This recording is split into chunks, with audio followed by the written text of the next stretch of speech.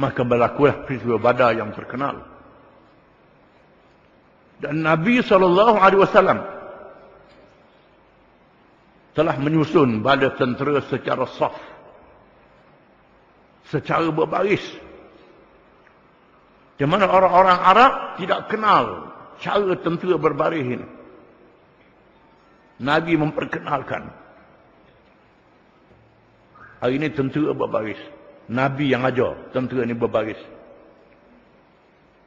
Membetulkan saf dalam perbarisan ini. Nabi betulkan saf. Diriwayatkan ada seorang sahabat sengaja dia buat selajak ke depan tak betul saf. Lalu Nabi cocok dengan kayu suri. Betulkan saf ini. Lalu dia kata, Rasulullah buat zalim pada saya. Bertindak pada saya. Cocok buruk saya. Nabi kata balas.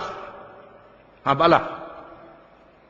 Nabi pun buka baju suruh balas. Tiba-tiba dia cium perut Nabi. Dia kata ini sentuhan yang akhir. Lepas ni saya nak mati, kata dia. Bersedia untuk mati. Dan Nabi bersabda, "Walladhi nafsu Muhammadin biyadihi, la yuqatilu al-yawma rajulun muqbilan ghayra mudbirin illa adkhalahu Allahu al-jannah." Demi Tuhan yang diri Muhammad berada di dalam tangannya,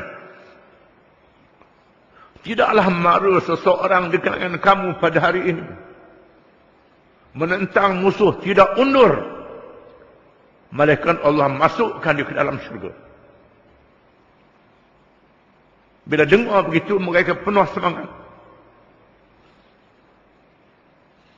Di mana perang Badar ni